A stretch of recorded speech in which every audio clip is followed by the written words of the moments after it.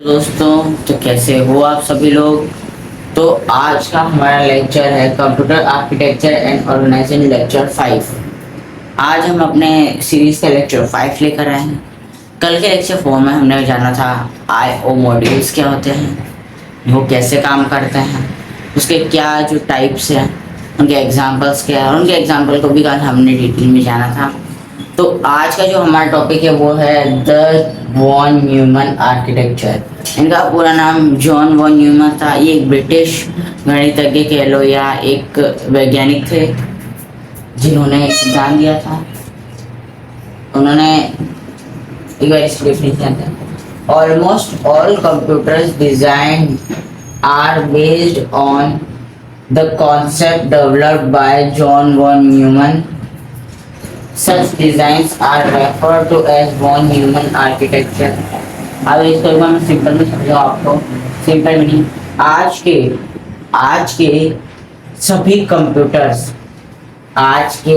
Computers John von Neumann architecture, ये actually Neumann architecture के दिए हुए कॉन्सेप्ट पर बने हुए हैं।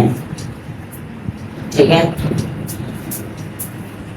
इन डिजाइन्स को वॉन न्यूमन आर्किटेक्चर कहा जाता है। ठीक है, अब जो इन्होंने कॉन्सेप्ट दिए थे उसमें से 3 जो मेजर कॉन्सेप्ट है सबसे ऊपर वाले, उनको आज हम जो सबसे इम्पोर्टेंट है उनको आज की क्लास में हम कवर करने वाले हैं। तो सबसे पहला जो कॉन्सेप्ट है वो मैं आपको बता दूं, data and instruction are stored in a single read write memory.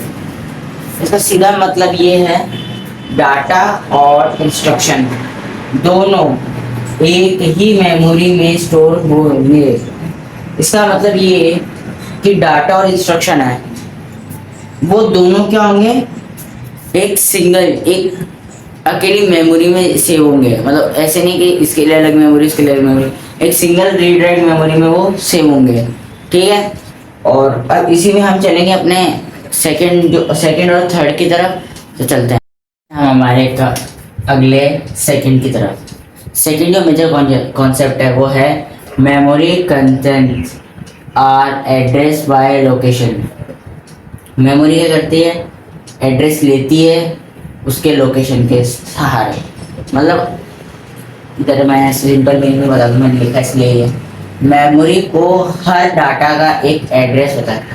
Memory के पास हर एक डाटा का एक एड्रेस होता है और उसी डाटा की हेल्प से या उसी एड्रेस से कंप्यूटर डाटा को फाइंड करता है, चाहे वो इंस्ट्रक्शन हो या कोई नॉर्मल डाटा हो। ठीक है, मेमोरी क्या करती है, ये भी क्या, मेमोरी के पास हर एक डाटा का एक एड्रेस होता है। जैसे कि मान लीजिए चलो आपका कोई एड्रेस है, मेरा कोई एड्रेस है, होगा सबके पास तो कोई ना कोई तो एड्रेस होगा ना। वैसे ही हर डाटा के पास अपना एक एड्रेस होता है और वो उसी एड्रेस के सहारे जो है कंप्यूटर उसे फाइंड करता है। ठीक है, अब आते हैं हमारे थर्ड की तरफ। हमारा थर्ड है एग्जीक्यूशन ऑकर्स सीक्वेंसली।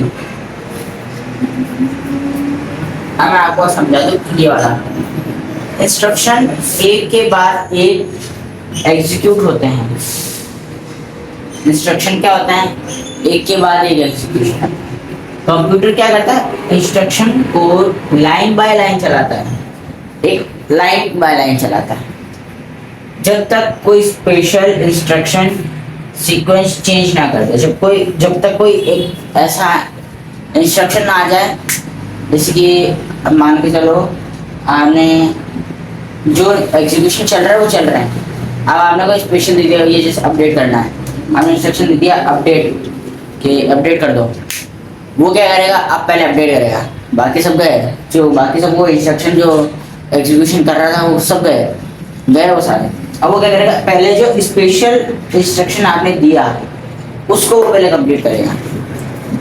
तो उससे इसमें ही अब यही चीज़ है।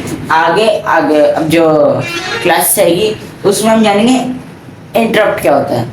उसमें भी हम ये पढ़ेंगे कि जो एग्जीक्यूशन चल रहा है वो चल रहा है, पर जो इंटरप्ट है उसमें क्या होगा कि जो मेन जो इंस्ट्रक्शन है कि जो करने का है, जो मेनली है, कि जैसे मान के चलो आपने कोई इंस्ट्रक्शन दिया, ठीक है, अब वो बहुत ज़्यादा ज़रूरी है कि भाई ये काम करना ही करना है, वरना इसके अलावा कुछ भी नहीं हो सकता, तो वो काम क्या करेगा, वो इंटरप्ट है, बाकी सारे एग्जीक्यूशन को रोक देगा, और जो आपने इंस्ट्रक्शन दिया वो इंस्ट्रक्शन को पहले कंप्लीट करेगा। अगली अब की क्लास में हम ये पढ़ेंगे। तो अब मैं इसी के साथ आपसे विदा लेना चाहूँगा। जितना हो सके हमें अपना प्यार दिखाना, और चैनल को सब्सक्राइब करना, वीडियो को लाइक करना, और कमेंट में बताना वीडियो कैसी लगी। Thank you.